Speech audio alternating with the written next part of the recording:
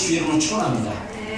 자, 우리 한번 보겠습니다. 은혜의 복음 사도행전 20장 우리 22절로 24절 우리 다시 한번 읽어보겠습니다. 시작. 보라, 이제 나는 성령에 매여 예루살렘으로 가는데 거기서 무슨 일을 당할지자 알지 못하노라. 오직 성령이 각성에서 내게 증언하여 결박과 환난이 나를 기다린다 하시나 내가 달려갈 길과 주 예수께 받은 사명 곧 하나님의 은혜의 복음을 증언하는 일을 마치려 하면은 나의 생명조차 조금도 귀한 것으로 여기지 아니하노라. 아멘. 다 같이 아멘 하겠습니다. 아멘.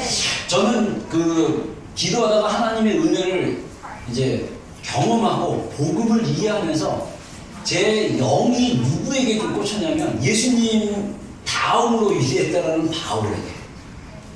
바울의 마음이 제 영으로만 느껴지는 거예요. 디모데 말씀이라든가 뭐 갈라디아 말씀이라든가 어느 날은 수요예배 끝나고 제가 이제 신학교에서 수요예배를 이제 신학생들은 다 가야 되니까 몰래 안 가고 막 도서관에서 공부하는 친구도 있고 그때 수요일 날은 영화 보는 날이라고 해갖고 의도적으로 수요일 날 영화만 보는 친구들도 있고 막 그랬어요.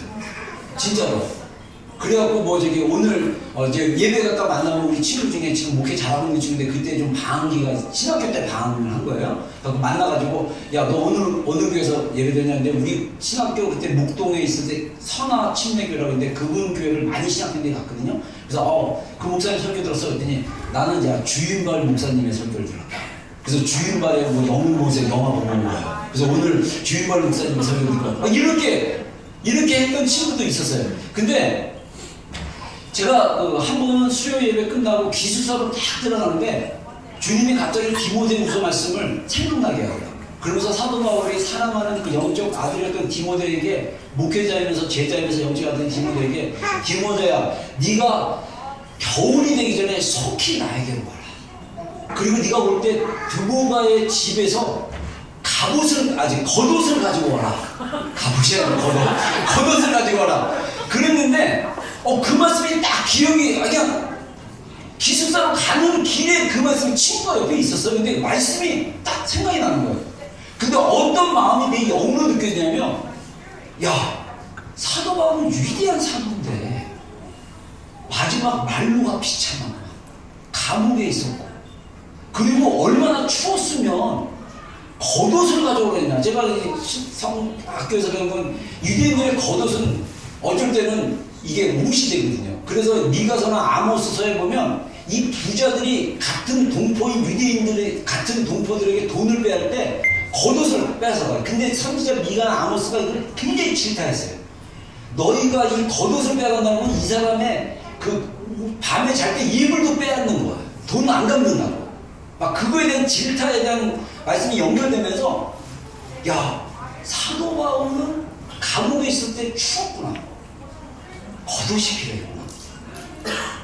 그게 막 느껴지는 거예요. 사도 바울의 그 마지막 그 죽음을 앞둔 그 노년의 그 위대했지만 말년이 비참한 느낌? 그러면서 주님이 이제 너도 말년에 이렇게 초라하고 혼자 죽으시게 다 그런 마음을 주시는 거예요. 그래서 내가 주님 여러분들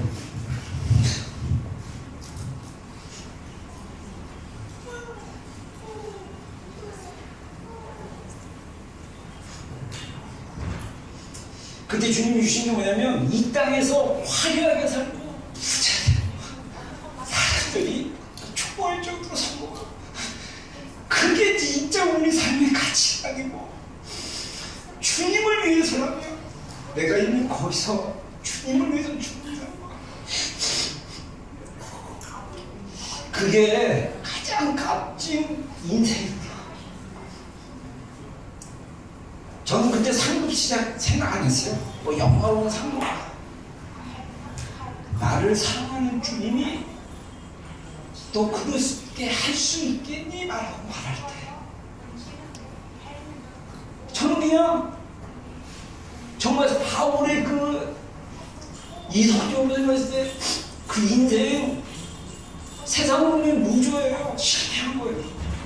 재산 남은 게 하나도 없었어요. 부동산, 저금.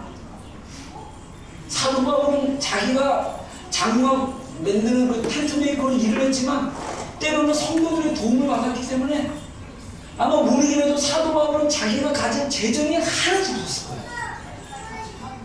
요즘 말로 하면 완전 빚더더기로 죽었을 거예요. 그렇게 살 수 있냐고 주님 물어봤을 때 저는요 그냥 답이 나오더라고요. 여러분, 바울이 이 사도행전 20장 내용은요, 바울이 3차 전도여행을 마치고 오순절이 되기 전에 감동을 받았어요. 예루살렘으로 올라가야겠다. 근데 그 사도행전 20장 앞부분에 보면 바울이 여기서 고백했지만 바울이 앞부분에 이제 에베소에 있는, 특히 에베소를 바울이 개척을 하고 성경학자들이 생각하는 게 에베소 그 후임자가 디모데라고 합니다. 그래서 에베소의 장로들, 자기가 세웠던 장로들을 밀레도라는 지역, 제가 지도를 보니까 에베소에서 조금 떨어진 지역인데 거기다가 불러 모으고 장로들에게 하는 고백이에요. 바울의 고백.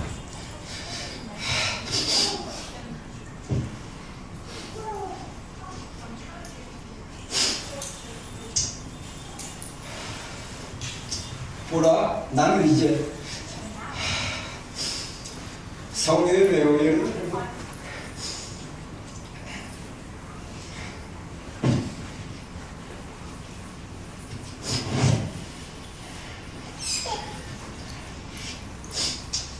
미안합니다. 이 바울의 좀 비장함이 느껴져가지고 이 각성, 무슨 말이냐면 바울이 사용했던 성마다 갈 때마다 성령이, 영어 성경에는요 뭐라고 하냐면요 경고했다고 했어요. 이게 나쁜 말의 경고가 아니라 우리말 성경이 증언했다는데 성령이 마음의 준비를 시킨 거예요. 성령님이 결박과 환란이 나를 기다린다. 근데 이 바울의 고백이 뭡니까? 이 바울의 그 사도행전 20장 24절의 말씀은 빌립보서의 말씀이랑 똑같아요. 빌립보서에 보면 사도 바울이 4장에 내가 예수께 붙잡힌 바 된 그것을 향하여 내가 이미 얻었다는 도 아니고 내가 이미 받았다는 도 아니지만 주 예수께 받은, 주 예수로부터 사로잡힌 그 한 가지 일 때문에 내가 하늘의 부르심의 상을 위해서 내가 달려간다, 이렇게 얘기하는 거거든요. 그래서 이 사도 바울이 다메섹도상에서 예수 그리스도를 경험하고 아라비아 광야에서 3년 동안 혼자 기도하고 주님을 깊이 만나는 그런 시간을 보냈다고 성경학자는 얘기합니다. 거기서 사도 바울은 복음에 대한 놀라운 이해를 경험하고, 그래서 복음의 결정체로 얘기할 수 있는 로마서와 그 다음에 갈라디아서를 씀으로써 이 복음의 본질이 무엇인지, 복음의 내용이 어떻게 성경적으로 이루어지고 하나님의 경륜이 어떠한지를 주님으로부터 직접 받아서 이 쓴 서신서가 사도 바울의 서신서입니다.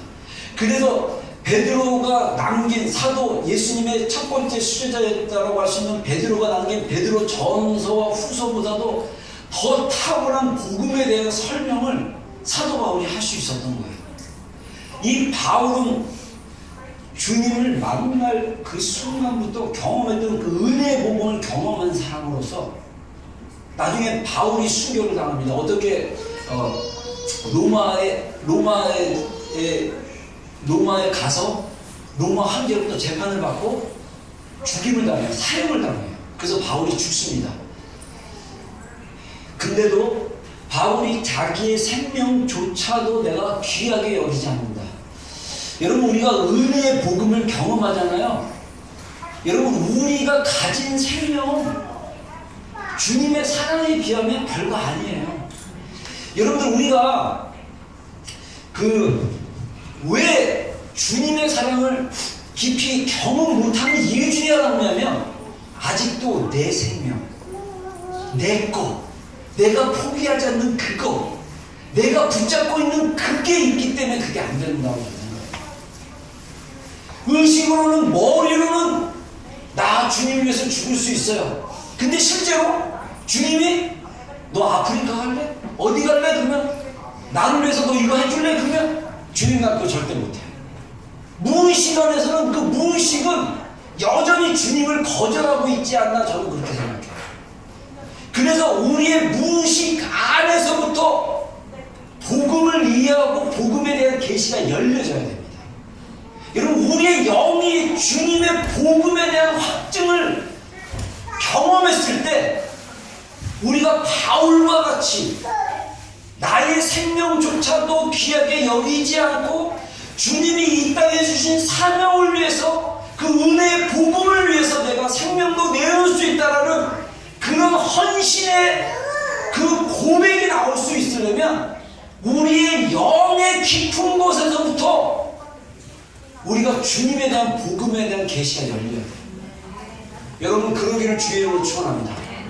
여러분들이 보고 듣고 만지는 그 경험을 넘어선 내 영으로 절대 부인할 수 없는 내 영이 주님의 그 사랑 안에 굴복하고 무릎 꿇은, 그래서 주님이 나를 붙잡은 그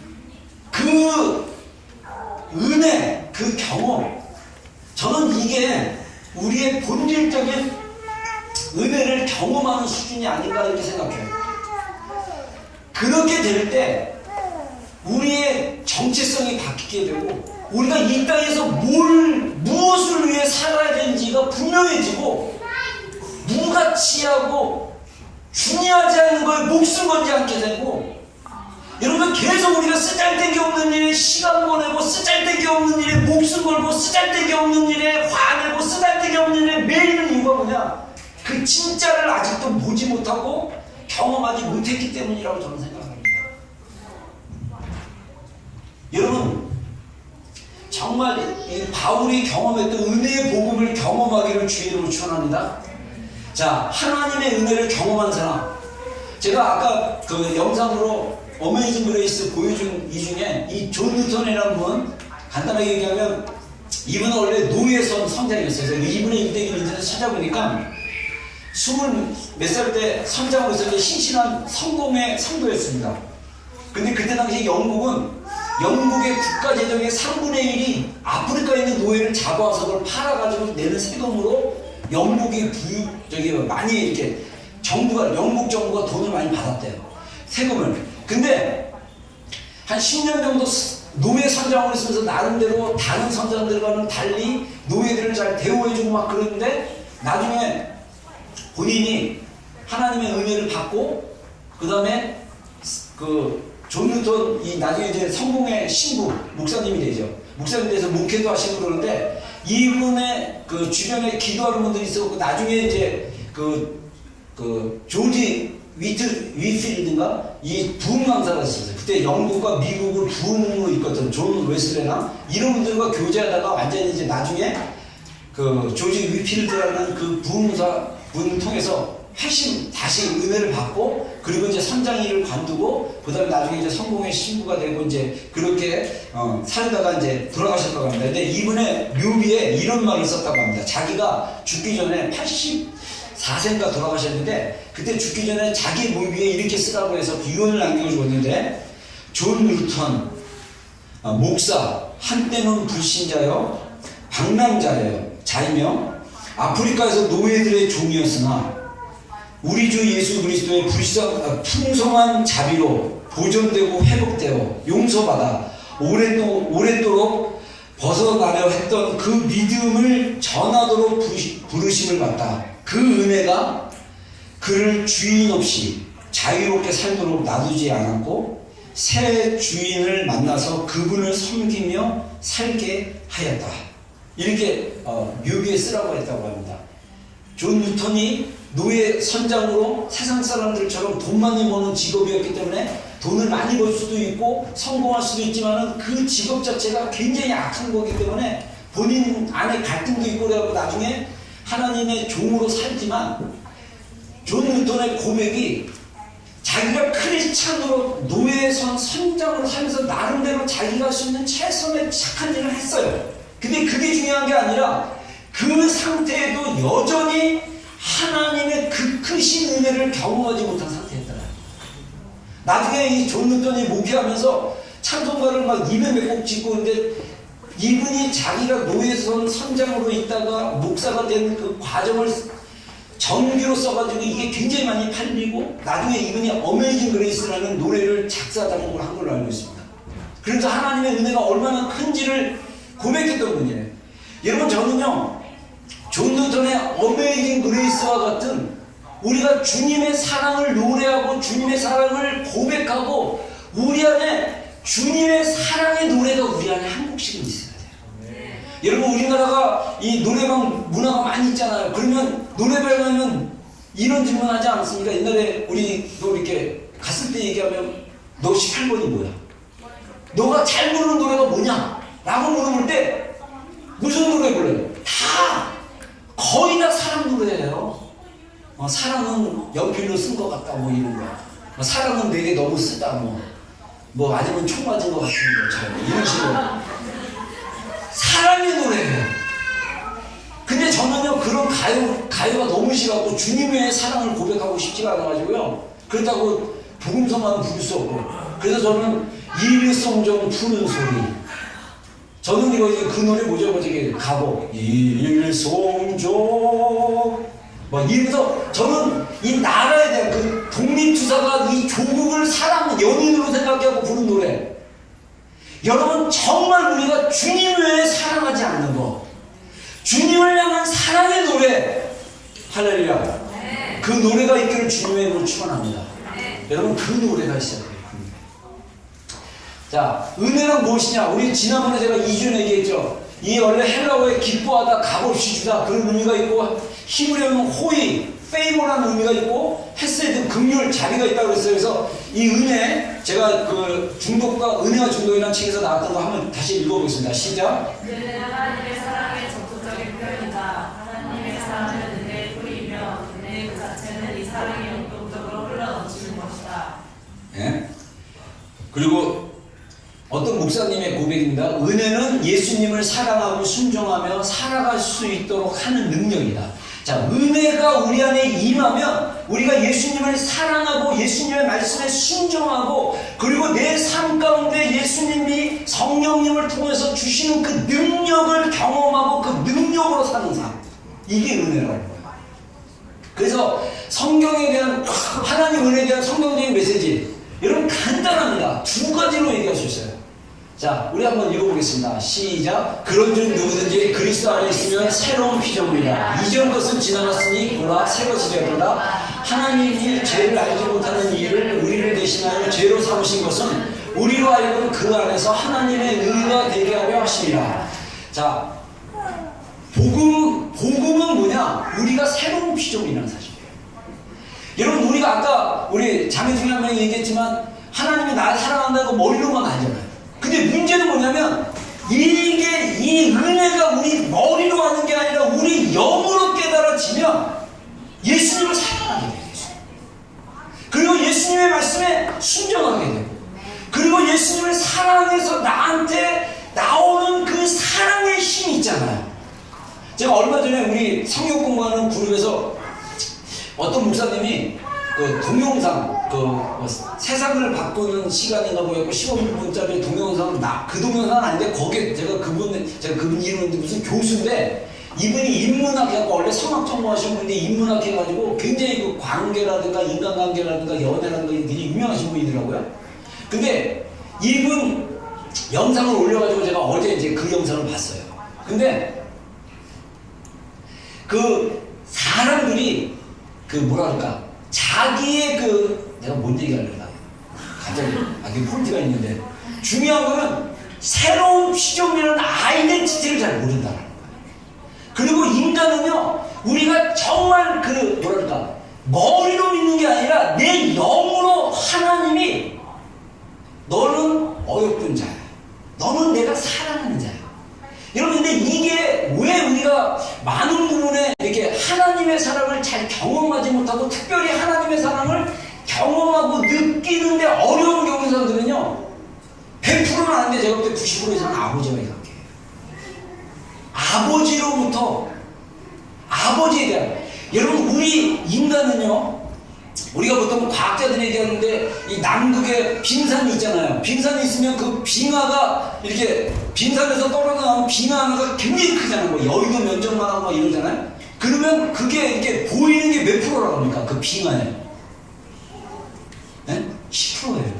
90%는 그 빙하가 만약에 예를 들어서 이 윈저파크만 하다. 그러면 밑은요, 윈저파크 사이즈의 10배가 밑이 있다는 거예요. 그러면서 과학자들이 뭐라고 하냐면 우리 인간의 의식은 10%밖에 지금 사용 안 하고 있대요. 우리 인간의 무의식이 90%가 우리 내면에 있다는 거예요. 그 90%가 어디와 연결되냐면 우리의 감정하고 연결되어 있습니다. 이 90%가 더 깊게 어디와 연결되냐면 우리의 영과 연결되어 있어요. 그래서 우리의 영이 딱 열리면 하나님이 감정에 관련된 거, 의식에 관련된 거, 이런 것들 하나님 기억나게 하실 수 있어요. 우리의 영이, 그러니까 우리의 영이 사실은 무의식 가운데 있는데, 제가 상담학 책을 읽거나 또는 뇌과학자들, 요즘은 상담학자들이 뇌과학자들이 자신들이 뇌를 연구해서 나온 그 연구 결과를 가지고 상담학으로 얘기를 합니다. 그래서 아까 내가 얘기하려고 했구나.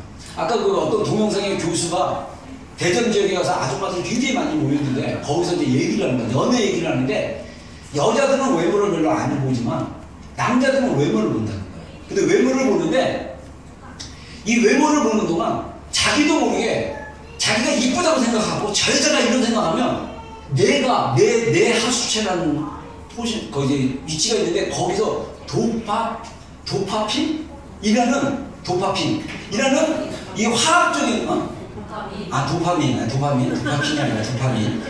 도파민이라는 화학물질이 작동이 된대요. 그러면 흥분 상태가 된다. 그리고 요즘 우리 얘기하는 눈꺼풀이 씌인 거예요. 그래갖고 힘이 난다는 거예요. 그래서 그 교수 표현에 의하면 여주랑 저기 광주인데 오빠 늦었으니까 오빠 취미가 운전 연습이야. 운전하는 거 좋아해. 그래서 막 2시간 되는 거리 막 내려다 주고 그리고 오고 그런 힘이 난다는 거예요. 저도 우리 사모 연애할 때 저 수원역 근처에 살았거든요. 저는 마포고요. 근데 사모는 제가 주말에만 연애를 했어요. 왜냐면 대전에서 신학 공부하고 토요일 이제 금요일날 올라오고 토요일날 하루 종일 사역하고 주일날 저녁 예배까지 사역하고 주일날 저녁에 잠깐 보는 거예요. 얼마나 그 시간이 소중하겠습니까? 그래가지고 집에 들어가면요 마지막 딱 전철 막차가 있어요. 전철역에서 우리 사모 사는 그 아파트까지가 걸어서 20분 정도 걸려요. 뛰면 한 10분. 가야지 그러면 아니야 괜찮아 시간 좀 있어. 1분이라도 더 있고 싶어서. 근데 문제는 뛰어야 전철을 잡을 수 있어요. 그리고 뛰는데요 진짜 제 몸이 날라요. 계단이요 5개 10개씩 점프를 해요. 한 번은 놓친 적이 있어가지고 거기서 이제 할 수 없이 영등포까지 가서 영등포에서 택시 타고 갔는데 그 힘이 어디서부터 나옵니까? 사랑이라는 그 힘이 나와요. 근데 놀라운 거는 그 교수 말에 의하면 인문학에 의하면 그 힘이 살다 보면 무뎌진다는 거예요. 편해가지고. 그게 우리 인간의 본성이 그런다는 거예요. 근데 여러분 우리가 하나님의 사랑이 우리 안에 영 가운데 들어오고 하나님이 우리 가운데 은혜를 부어주시면 우리 안에 이 뇌과학자 얘기한 것처럼 내 수화체 안에 도파민이 극대화됩니다.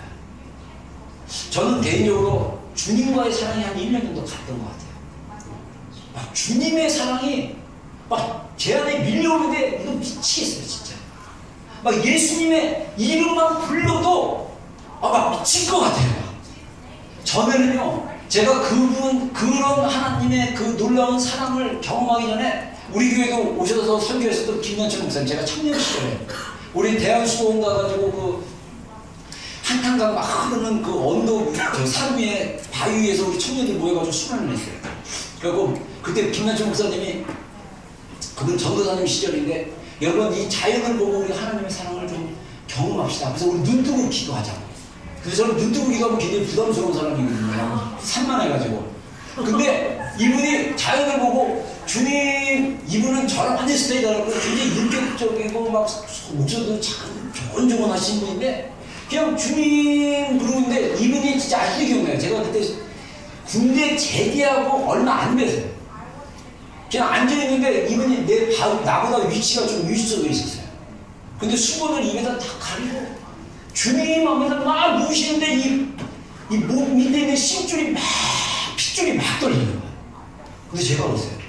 저분은 어떻게 저렇게 울지? 제가 예수님 이름 한번 부르고 저는요 눈 뜨고 기도를 했으니까 눈 뜨고 있었잖아요. 그러니까 그 목사님을 쳐다보고 있었잖아요. 근데 이 우는 게 수준이 달라요. 막. 근데 저는 그때 신기했어요. 와, 어떻게 저렇게 울지? 저렇게 눈물이 나지? 네. 아까 봤죠? 자매들 콧물까지 나오는 거. 차마 쳐다볼 수가 없었어요. 너무 눈물이 막 나니까 콧물도 나오고 막. 여러분, 하나님의 은혜가 슬퍼서 우는 게 아니라 너무나 기뻐서. 그 은혜가 너무나 감사해서. 할렐루야. 네. 은혜의 복음을 경험하게 되면 하나님 안에서 내가 새로운 피조물을 알게 돼요. 하나님이 우리에게 십자가에서 행하셨던 그 은혜를 아는 거예요. 그래서 우리가 그리스도 안에서 우리의 법적인 영적인 위치가 뭐냐? 여러분, 예수님을 믿었다는 거, 하나님의 자녀라는 그 영적인 그 포지션, 법적으로 하나님이 우리를 의롭다고 하시고, 하나님이 우리를 자녀라고 하시고, 하나님이 왕같은 제사장으로 우리를 삼으셨고, 할렐루야. 네. 이걸 머리로 하는 게 아니에요. 영으로 하는 거예요, 영으로. 그게 다르다는 거죠. 그래서 우리가 보통 구원의 3단계에서 칭의, 성화, 영화의 단계를 얘기합니다. 그래서 이 칭의는요, 예수님의 보혈로 우리가 구원을 받았다. 과거형입니다. 그래서 우리의 영이 그랬다는 거고, 성화는 현재형이에요. 우리가 계속적으로 예수님의 구원이 우리 가운데 임하도록 이루어가는 현재형입니다. 그거는 우리의 혼의 영역이에요. 자, 우리의 영이 이미 복음을 통해서 우리의 영은 새롭게 되고 우리의 영은 의롭다라고 칭함을 받았거든요. 그래서 로마서 8장에 말한 것처럼 하나님이 우리를 의롭다고 하시는데 누가 우리를 정죄하리요? 여러분, 이거는 굉장한 확신입니다. 내가 이미 구원 받았으면 하나님이 우리를 의롭다고 하시는 거예요. 근데 우리의 혼의 영역에서는 왜 이런 복음의 능력과 복음의 실제가 필요하냐면, 아까 어떤 사람이 말한 대로 3초 간격으로 몇 초 간격으로 막 공격이 들어와가지고 막 그냥 남이 막 공격이 들어가고 생각으로 죄를 짓는다는데, 그 생각으로 죄 짓는 게 얼마나 많습니까? 여러분, 저도 생각으로 죄 짓는 것 중에 하나가, 이게 어디 모임 같은 데 갔는데 누가 나를 막 무시하는 것 같고 나를 막 그냥 막 깔보는 것 같고 막 이런 거 기분이 확 나가지고 이러면서 이게 죄 짓는 거예요. 에? 근데 하나님의 은혜가 내 안에 임하면 그냥 이해하는 거예요. 그냥 저 사람 뭐 그냥 나를 무시하네? 무시하라고 하지. 여러분, 제가 진짜 제 안에 담대함이 있습니다. 저는, 여러분, 주님이 주시는 저한테, 이 현재 삶에서 주님이 주시는 저한테 교훈이에요. 우리 성도들 안에서도, 우리 청년들 안에서도 저를 갖다가 이렇게 막대하는 친구들이 있어요. 제가 느껴요. 우습게 하고. 근데 딴 사람 보면 잘해줘. 근데 나한테는 그렇게 안 해. That's okay. 나 상처 안 받기로 결정했어. 왜냐? 존경할 자를 존경하는 건 하나님에 대한 태도예요. 여러분들이 만약에 목사인 나를 리스펙트 안 하면 여러분들은 하나님의 은혜를 모르는 자인 거예요. 그러니까 우습게 하죠. 저는요, 목회자다. 그러면 이 목회자에 대한 합당한 대우를 내줘야 된다고 생각해요. 여러분, 부모다. 부모가 아무리 그지 같고 여러분들에게 해준 게 아무것도 없어도 해준 게 있어요. 하나님이 여러분의 부모님을 통해서 이 땅에 오게 했잖아요. 그리고 어찌됐든 여러분들 학교 생활할 수 있도록 도와줬잖아요. 그러면 부모로서의 마땅한 리스펙트를 하는 게 맞아요. 그게 하나님을 아는 자의 도리입니다. 도리인 거예요. 근데 하나님을 모르면 안 해요. 하다못해 가난하고 뭐 못생기고, 요즘 제가 보니까요, 얘기하다가 한국에서 왕따가 굉장히 심해졌대요. 일본이 이지메로, 왕따의 일본은 이지메인데 이지메가 굉장히 무서운 거 알죠? 근데 한국의 왕따 수준도 제가 경험했던 수준, 여러분이 경험했던 어린 시절하고는 수준이 다르대요. 상담하게 보면요, 제가 이번에 그리스도인의 자녀형을 공부하는데 거기 교재에서 어떤 분이 그 얘기 하더라고요. 그 목사님인데, 굉장히 유명한 상담한 목사님인데, 그분이 그 책 안에서 또 책 안에서 그 얘기를 하는 거예요. 여러분들, 이거는 우리 부모들이 잘 알아야 돼요.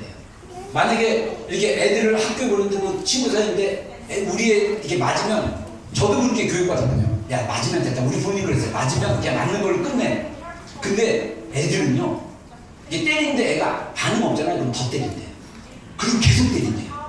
그리고 제가 어제 뉴스 봤는데, 어느 지역에서 자매 4명이서 살았는데 한 자매를 2달 동안 패서 죽였어요. 근데 제가 기사를 자세히 보니까 뭐라고 하지 않아요? 때리는데 아무 반응이 없어서 때릴 때. 그게 죄예요. 죄성은요, 이게 폭력이 왜 중독이냐면, 여러분, 부부 폭력, 가족 폭력도 마찬가지입니다. 언어 폭력도 똑같아요. 언어가 선을 넘으면요, 선 넘기는 되게 쉬워요. 때리는 것도 때리잖아요? 넘기 쉽습니다. 이게 영의 세계인 거예요. 여러분, 아까 우리 동희 형제 그 선을 한번 넘으려고 15분 동안 목이 막 그냥 터지라고 했잖아요. 그리고 조금 이제 열린 것 같다 그러는데, 영적인 세계도 넘어서야 돼요. 스텝을 넘어서야 돼요. 근데 한계점에서 맨날 못 넘는 거예요. 제가 주님 만나고 나서 고등학교 때, 제가 늘 제가 얘기했던 간 얘기지만, 고등학교 3학년 때 우리 요즘 말로 얘기하면 수능에 체력 검사 갔어요. 20점인데 이거는 웬만한 사람들은 다 20점 받아요. 근데 그 종목 중에 하나가 턱걸이가 있어요. 턱걸이. 내가 고등학교 갈 때 턱걸이가 이상하게 못하는 거예요. 여기서 아니야. 근데 그때 뭐라고 했냐면, 나는 힘이 없어서 이거 못해라고 생각을 했어요. 고3 초에 주님 만나고 하나님 살아계신 경험하고 제가 하나님을 경험하면서 그 다음에 턱걸이를 하는데요, 이거 아무것도 아닌 거야. 10개, 15개 그냥 하는 거야. 근데 나는 거짓말에 속아가지고 나는 한 개도 못해. 그래가지고 여기서 나는 못하라는 무의식이 나를 잡으니까 힘이 있는데도 그 힘을 발휘 못하는 거야. 여러분, 현재 우리의 성화의 단계는 뭐냐면, 우리가 거룩하게 되는 과정인데, 이거는 뭐냐면 주님의 능력과 주님의 은혜와 주님의 생명이 우리 가운데 같이 흘러넘치는 거예요. 흘러넘치는 거예요. 그래서 주님 말씀하신 대로 할 수 있거든요. 무슨 말이냐? 믿는 자에게는 능치 못함이 없느니라. 하나님이 능력 주신 자에서 내가 모든 것을 할 수 있느니라. 할렐루야. 여러분, 제가 주님의 복음에 대한 20대 때 복음에 대한 깊은 은혜를 경험하고 나서 주님이 나한테 늘 얘기하는 게, 할 수 있어. 내가 너와 함께하면 너는 할 수 있어. 와, 세계가 달라져요. 제가 안경을 지금 이번에 한국에서 맞췄는데 이게 너무 도수가 높고 1.0인데 가까운 게 잘 안 보여요. 근데 이게 우리 안경점에 하는 제자가 있어서 그 친구 가게 가서 하나 맞췄는데, 딱 거기 이런 안경사는 얘기가 이게 돋보기 수준이에요. 멀리 있는 거 잘 안 보이죠? 그래서 네, 잘 안 보입니다. 그랬더니 가까운 건 보이는데 멀리 있는 거 안 보인다. 근데 이거 보면 멀리 있는 게 다 보여요. 마치 뭐냐면, 영상을 보면 360 영상을 보는 게 아니라 HD로 보는 것 같아요. 그래서 지금 여러분들이 이게 다 이게 보여. 이게 땅구멍 이런 것도 보이는 거예요. 그전에는 그냥 흐리게 봤어요. 흐리게. 아, 여러분들 그랬구나. 그래서 지금 가까이 보려면 이걸 바꿔야 돼요. 근데 무슨 말이냐면, 우리가 하나님이 주신 은혜 가운데 들어가면, 그분의 능력이 우리 가운데 흘러가면, 이전에 생각하고 이전에 보지 못한 것들이 보이기 시작하고, 이전에 알지 못한 것들이 깨달기 시작하고, 이전에는 할 수 없다고 생각한 것들이 할 수 있다라고 바뀌기 시작하는 거예요. 이게 현재 성화의 수준입니다. 하나님의 은혜 가운데 우리가 계속 경험을 해야 됩니다. 할렐루야. 하나님의 말씀의 기초 위에 계속 경험하는 여러분들이 되기를 주의로 축원합니다. 그리고 마지막에는 영화로운 단계가 되는데, 이 단계는요, 우리가 죽고 나서 나중에 우리가 주님이 다시 오실 때 부활체로 변할 때 우리의 몸이 구원을 받는 거예요. 우리의 몸이 구원을 받으면 우리 몸은 영원히 소멸되지 않는 몸으로 바뀌는 거예요. 여러분, 이게 성경에서 말하고 있는 단계입니다. 그래서 이미 우리의 영은, 우리가 예수님을 여러분들이 정말 제대로 믿었고 구원의 확신을 가졌다. 그러면 성경에 말한 것처럼 성령이 우리 안에서 우리가 하나님의 자녀인 걸 증거한다고 그랬거든요. 로마서 8장에 그래서 성령께서 내가 자녀라고 증거한다. 그러면 우리가 어떤 영역에서 싸움을 했냐면요, 이 현재 우리가 예수님의 성품과 예수님의 인격과 예수님의 진리 안에서 우리의 혼의 영역, 우리의 생각과 우리의 감정과 우리의 의지가 주님의 말씀으로 새로워져가지고 계속 은혜 가운데 나가야 된다는 거예요. 여러분, 그 단계가 필요하다는 것입니다. 너무 간단해요. 성경에서 말한 대로 우리는 새로운 피조물이라는 거예요. 자, 이전 것은 지나갔으니, 자, 이거 어떤 목사님의 말씀입니다. 한번 읽어보겠습니다. 시작. 우리는 하나님 앞에서 정죄한 아래 있는 자들이었다. 우리는 우리 가만의 죄에 대하여 공명한다. 우리는 어둠에 있었기에 하나님의 말씀을 이해하거나 우리 삶에 대한 하나님의 비밀을 이해할 수 없었다. 우리는 하나님 안에서 선한 미래에 대한 소망이 없으므로 결핍된 자들이었다. 예.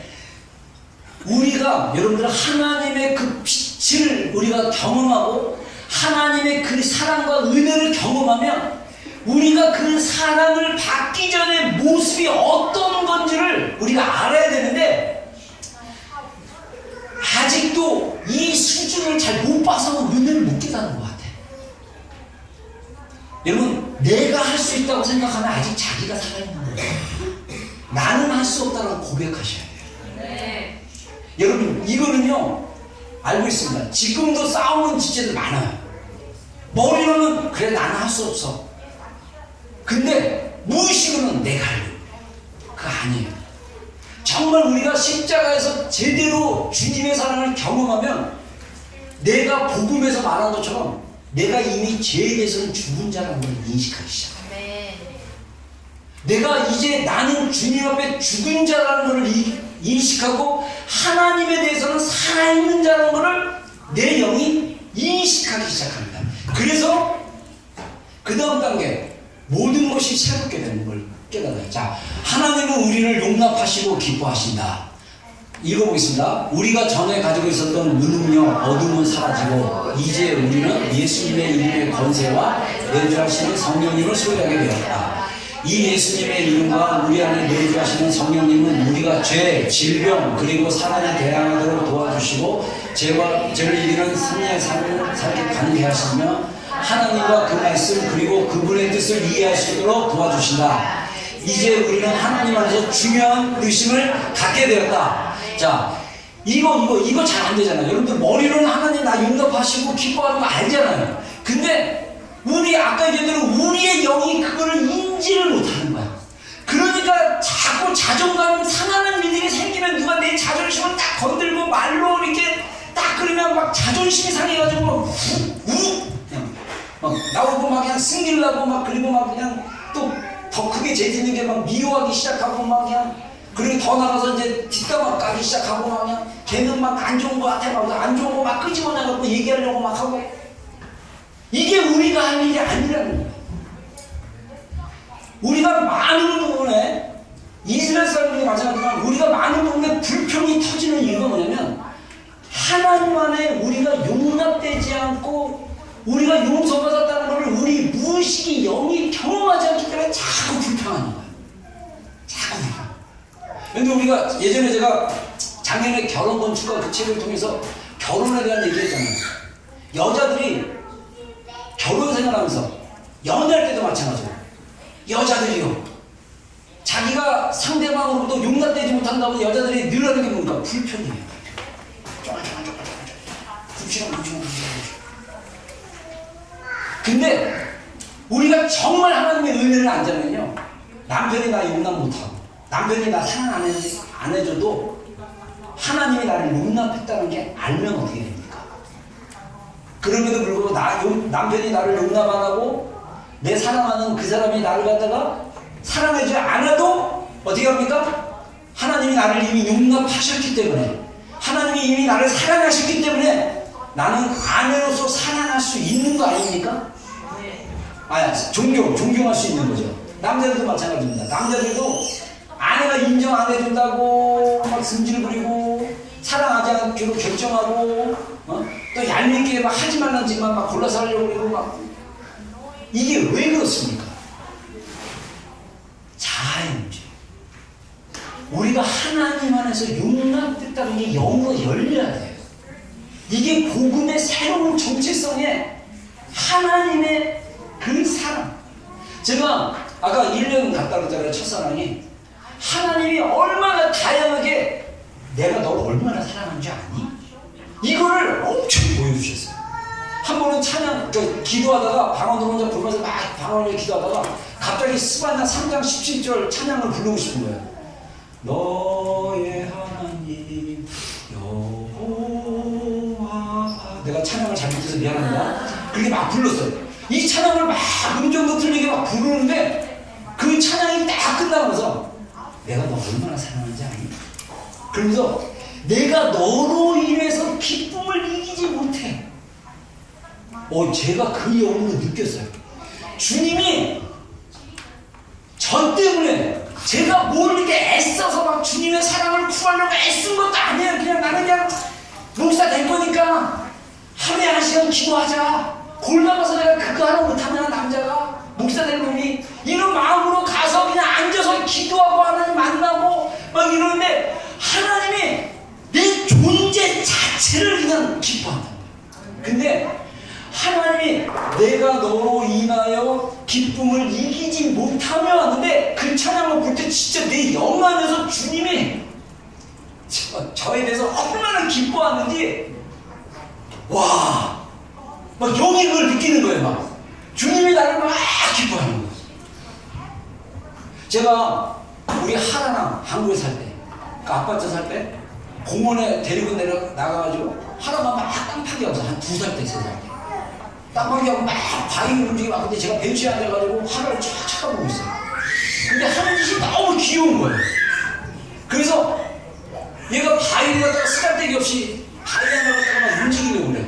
근데 내가 이거 좀 왜 저러지? 아무 쓰잘데기 없는데 그러니까 얘는 하고 싶은 거야. 내가 아무 쓰잘데기 없는 짓이야. 근데 하다가 자기가 안 되니까 얘 탁 쳐다보고 아빠 걔 말 한마디 하니까 오 그래 이거 어디다 옮겨줄까. 근데 주님이 그때 저한테 그 사랑을 알게 하셨어요. 주님이 나에 대해서 이렇다는 거예요. 우리가 힘들고 어리석은 것 같고 바보 같은데 그래도 주님 보고 아빠 이러면 주님이 너무 기뻐가지고 여러분 우리가 주님의 그 은혜의 복음을 경험하면 우리는 이런 존재라는 거예요. 우리는 주님 안에 새로운 존재입니다. 할렐루야. 하나님의 사랑이 우리를 압도하고 하나님이 우리를 위해서 기쁨을 이기지 못하는 존재. 정말 이런 주님의 사랑, 주님의 시각으로 우리가 주님을 경험하는 거 정말 그걸 경험하는 우리 공동체가 되기를 주의로 축원합니다. 하나님의 은혜가 왜곡되는 2가지 방식. 첫 번째는 사람들이 하나님의 사랑과 용서를 얻기 위해서 애씀으로 왜곡이 된다고 합니다. 자, 애쓴다는 2가지 의미가 우리가 하나님의 사랑을 얻기 위해서 애쓰면 안 된다는 거예요. 우리는 이미 하나님의 자녀이기 때문에 하나님의 관계에 노력을 쏟는다는 의미로 하면 된다는 거예요. 이것은 우리가 가족이나 친구의 관계를 위해서 노력한다는 말과 비슷하다. 자, 무슨 말이냐면 이미 하나님께서 우리를 뭐라고 했습니까? 자녀라고 했어요. 근데 우리는 하나님의 자녀임에도 불구하고 자녀가 아닌 것처럼 느껴지는 거야. 그러니까 하나님의 자녀가 아니라고 느껴지니까 하나님의 사랑을 얻으려고 막 애쓰는 거야. 이건 아니라는 거야. 이래서 하나님에 대한 오해가 있다는 거야. 하나님에 대한 진짜는 뭐냐? 하나님에 대한 진짜는 이미 우리는 하나님부터 사랑받는 존재야. 그래서 이 사랑받는 존재인 내가 하나님의 더 깊은 사랑 가운데 나가기 위해서 노력하고 애쓰는 거, 이게 목사님이 얘기하는 뚫으려고 노력하는 거.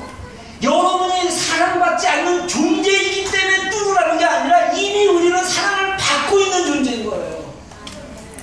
그 받고 있는 존재라는 그 진리, 이미 우리는 그리스도 안에서 새로운 피조물이라는 그 진리, 주님 안에서 우리가 어떠한 존재인가를 아는 그 진리, 그거를 깨닫기 위해서 기도하는 거예요. 여러분, 이게 굉장히 중요합니다. 모르겠어요. 이건 제 개인적인 생각인데, 우리가 구원받아 천국 가는 건 할 수 있지만 우리가 주님 앞에 섰을 때 이 땅에서 삶이, 이 성화의 과정에서 정말 하나님이 우리의 마음과 생각과 감정, 심정을 의지를 새롭게 하시고 은혜를 부어주신 그 은혜를 깨닫지 못하면요 나중에 주님 앞에 가서 많이 후회할 거예요. 그 후회가 극단적으로 얘기하면 슬피 울며 이를 갈 거예요. 이렇게 울 거예요. 그렇게 살지 말라는 거예요. 이미 우리는 하나님이 우리를 새롭게 한 존재입니다. 이미 하나님의 사랑이 예수님의 십자가를 통해서 이미 우리 가운데 부어주셨어요. 그 사랑을 더 깊이 알게 해달라고, 그 사랑의 의미를 더 깊이 경험하게 해달라고 우리가 주님 앞에 나와서 부르짖고 주님 앞에 결단하고 고백하는 거 괜찮아요. 이미 나는 여러분들 우리가 복음 거듭난 다음에 주님 앞에 기도하면요 우리가 거듭나기 위해서 기도하는 게 아니라 이미 거듭난 그 복음을 경험하기 위해서 기도하는 거거든요. 근데 분명한 거는 우리가 은혜 안에서 자라가고 은혜를 경험하기 위해서 우리의 할 일이 있어요. 분명해요. 구원은 거저 주시는 은혜입니다. 그냥 있는데 하나님이 나를 사랑하신다고 그냥 구원을 주셨어. 근데 문제는 그냥 내가 몰라 지금. 잘 경험하지 못해. 이 영적인 법적인 그 위치와 영적인 지위가 어떠함을 몰라. 그거를 넘어서야 된다는 거죠. 그걸 위해서 우리가 하나님의 깊은 관계, 연인이 되기 위해서 애쓰는 거, 이거는 맞아요. 그래서 우리가 이 용서를 구하기 위해서만 이게 아니라 이미 우리는 용서받았고 우리는 이미 사랑받은 존재.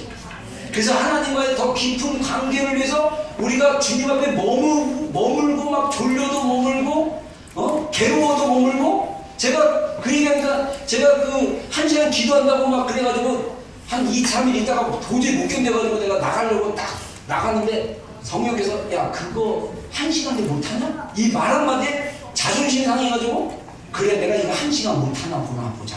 그러니까 앉았잖아요. 애쓴 거잖아요. 하나님이 찾아오셔갖고 은혜를 보죠. 여러분들 우리 정 목사님과 우리 호리 사모님이 여러분들에게 기도를 통해서 여러분들이 하나님의 사랑을 경험하도록 하지만 여러분들이 여러분의 영에 온 하나님과의 관계 안에서 깊이 돌파가 되지 않으면요 한계가 있어요. 정말 하나님이 여러분의 영에게 복음에 나타난 십자가의 사랑을 부어주는 그 순간이 있어요. 그걸 경험하기를 주의로 축원합니다. 그게 잘 안 되니까 우리 정 목사님이나 호리 사모님이 예언 사역과 또 중보 사역으로 도와줍니다. 여러분 반드시 그 단계까지 가야 돼요. 그래야 하나님이 우리 교회를 통해서 이 땅에서 하나님의 마지막 신부로서 정말 중보자로 이 열방을 향한 하나님의 계획들과 하나님의 일하신 일을 함께 풀 수 있는 사람들로 될 수 있는 것입니다. 자, 우리 하나님의 또 은혜를 왜곡하는 게 뭐냐면 부분적인 반응이에요. 자, 한번 읽어보겠습니다. 시작. 예수님은 우리에게 선한 사랑과 순종이라는 좁은 문으로 이를 짚고 올라가라고 권고하셨다. 자, 우리 누가복음 13장 24절 읽겠습니다. 시작.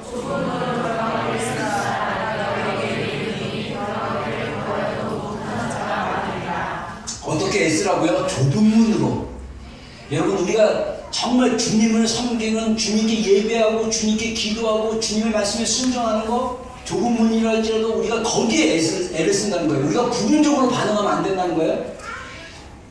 자, 고린도후서 6장 1절 한번 읽어보겠습니다. 시작. 우리가 하나님과 함께 일할 자로서 너희를 권하느니 하나님의 은혜를 헛되이 하지 말라. 헛되이 은혜를 받을 경우가 있다는 거예요. 자, 하나님의 은혜를 헛되이 받는다는 것은 하나님의 사랑과 능력에 대한 확신도 없고 전심으로 하나님께 반응하고자 하는 갈망 또한 없는 것을 말한다. 하나님의 은혜를 헛되이 받는 이유가 뭐냐? 내 안에 갈망이 없어요. 하나님에 대한 갈망이 없어요. 하나님에 대한 그 만나고자 하는, 하나님을 깊이 경험하고자 하는, 십자가의 은혜를 경험하고자 하는 갈망 없다. 이것도 하나님의 은혜를 부분적으로 알는 거예요. 또 하나 뭐냐? 확신과 확신이 없어요. 자, 여기서 그 갈망이 뭐냐? 전심으로 whole heart. 여러분 이 예레미야에도 뭐라 하냐면 너희가 전심으로 나를 찾고 찾으면 만나리라. 할렐루야. 네. 여러분 우리가 하나님을 못 만나는 이유가 뭐냐? 전심으로 찾지 않기 때문이에요. 그래서 여러분들 우리가 소리내서 우리 교회에서 강조하는 게 소리내서 기도하라고 많이 강조하고 부르짖고 기도하라고 그러는데 이거는 하나의 방법일 뿐이에요. 소리를 지르다 보면 그 지르는 그 어느 단계에 가면 내 영이 소리를 지르고 있어요. 영이 부르짖기 시작하면 내 영의 깊은 곳에서도 주님의 메아리가 옵니다. 그래서 부르짖고 기도하라는 거예요. 그리고 내 영의 깊은 곳에 나도 의식적으로 모르고 내 감정으로 모르고 내 생각도 모르는 무의식의 그 깊은 본질에 대한 생각이 떠올라요. 그거 가지고 주님과 대화하셔야 돼요. 그 단계가 필요한 거예요. 그게 정말 주님과 깊은 단계로 가는 우리의 그 본질이 뭐냐. 우리 동영대가 그 다음 단계 가려다가 시간이 모자랐다고 했는데 그래도 감사해요. 그 직장에 대한 그 본질, 자기가 겉으로는 그 회사가 뭐 선교다 보니까 왼쪽으로부터 말해줬잖아. 우리 회사는 막 선교도 하고 막 이러는데 깊은 곳에서는 내가 여기서 돈을 벌면 계약했을 때 이거 인센티브 얼마 받고 그래서 좋은 차 끌고 싶고 좋은 신발 사고 싶고 자기도 모르게 무의식 가운데 그 욕망, 그 디자이어가 있다는 걸 하는 게 깨닫게 되잖아요. 여러분들한테는 디자이어가 다 주님으로 다 불태워야 돼요. 응? 여러분들 자식들 사랑하는 거 내가 분명히 얘기하죠. 육적으로 자녀 사랑하면 그 자녀를 죽이는 겁니다. 육으로만 건 육입니다. 할렐루야. 여러분들이 자녀들이 어렸을 때부터 성령으로 새롭게 돼가지고 우리의 사심을 버리고 자녀들을 하나님이 주신 선물로서 이 자녀들이 독립된 인격체가 될 때까지 하나님의 사랑과 훈육으로 이 아이를 기르겠다라는 비전이 열릴 때까지. 여러분들 내가 얘기했잖아요. 애들 이쁠 때는 되게 이쁘거든요. 저도 이쁜데 여러분들은 얼마나 이쁘겠어요. 여러분 뱃속으로만 자신인데. 근데 여러분들이 죄성이 나오면 그 자녀 막 집어 던집니다. 그 자녀 얼굴에 막 뭘 집어 던져요.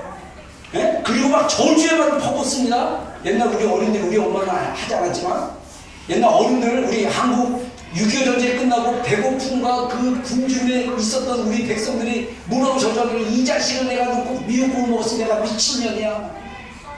호랑이는 뭐하나 이런 이 자식 안 잡아가고 지 자식을 해서 막 그런 저주를 퍼부었어요. 귀신은 뭐하냐 이 자식 잡아가버려. 옌병이라는 건 뭐냐면 전염병인데요. 이게 장티푸스 같은 거예요. 병에 지금은 치유하는 약이 있으면 옛날에는 연병 걸리면 다 죽었어요. 연병알로. 병에 걸려서 기질로. 자녀들에게 그런 저주를 푸는 게 인간의 죄성이에요. 여러분들 고상한 것 같죠? 그 죄를 십자가에 태워버리지 않으면, 그 죄가 십자가에 못 박힌 걸 경험하지 않으면 여러분들이 아무리 고상하게 자녀를 대모하더라도 자녀를 조종하려고 그러고 내가 원하는 대로 자녀를 끌어가려고 그러고 내가 원하는 대로 하면 승질 막 부리고 그러면 애들은 혼란스러워요. 어쨌든 지긋하고 이뻐 그러다고 말하는 대로 막 조종하고 막 승질내고 그러면 애들은 혼란스러워요. 여러분 이게 우리의 본성이라는 것이죠. 이 본성을 넘어서는 우리가 되기를 주님을 축원합니다. 여러분 진짜 우리의 죄를요, 여러분 우리가 아까도 얘기했지만은 이전껏 우리가 무능력했고 우리가 죄인이었고 우리가 죽을 수밖에 없는 존재였다는 걸 십자가 앞에 경험하면 그거를 깨닫게 돼요. 그래서 이 아무 존재 아닌 나를 사랑하신 그 하나님의 사랑이 왜 나를 사랑하십니까? 여러분 그렇게 물어보세요. 한번 주님 왜 나를 사랑하십니까? 그러면 너희이기 때문에 사랑하는 거예요. 우리의 존재, 내가 열심히 기도를 해서 사랑한 게 아니라 하나님이 우리를 사랑하기로 결정하신 거예요. 만세전에 우리를 선택하신 거예요. 놀랍지 않아요? 어머니의 모태에 지음받기 전에 하나님 우리를 미리 알고 계시다는 거예요. 할렐루야. 이 복음을 알면 할수록 하나님이 나를 사랑하는 그 사랑을 경험하게 되면 우리가 하나님의 사랑 안에서 주님을 위해서 더 깊이 나갈 수 있습니다. 자, 그래서 우리 은혜는 마지막으로 은혜는 예수님을 사랑하고 순종할 수 있는 능력이라고 그랬는데 우리 성경부터 3개를 보고 마치겠습니다. 한번 읽어보겠습니다. 시작.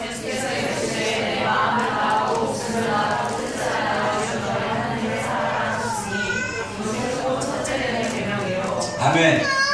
자, 여러분들 우리가 잘못 생각하면 너는 마음을 다하고 뜻을 다하고 목숨을 다하고 힘을 다하여 주 너의 하나님 사랑하라. 그건 네 힘으로 사랑하는 게 아니에요. 이 사랑의 행위를 하려면 그 사랑은 우리가 하나님의 사랑을 경험해야 일어날 수 있어요. 하나님이 우리에 대해서 하나님의 마음을 다해서 우리를 사랑했고, 하나님께서 목숨을 다해 우리를 사랑했고, 하나님께서 뜻을 다해서 하나님이 우리를 사랑하는 그 사랑을 경험하면 자연스럽게 우리가 마음을 다하고 목숨을 다하고 뜻을 다하여 하나님을 사랑할 수 있습니다. 할렐루야. 자, 따라하겠습니다. 내 힘으로 사랑하는 것이 아니라 내 힘으로 사랑하는 것이 아니라 하나님이 사랑하는 그 힘으로 사랑한다. 하나님이 사랑하는 그 힘으로 사랑한다. 여러분, 우리 자녀들, 배우자, 관계 내 힘으로 사랑하면요 이 사랑은 변할 수 있어요. 그러나 하나님이 주신 사랑으로 사랑하면 그 사랑은 변하지 않습니다. 할렐루야. 그래서 하나님을 사랑할 수 있도록, 예수님을 사랑할 수 있도록 하나님의 사랑이 내 마음 가운데 부어주는 은혜가 있어야 된다는 거예요. 자, 두 번째 구절, 요한복음 14장 15절, 너희가 나를 사랑하면 나의 계명을 지키시리라. 지키리라. 아멘. 우리가 예수님을 사랑하면 자연스럽게 지켜요.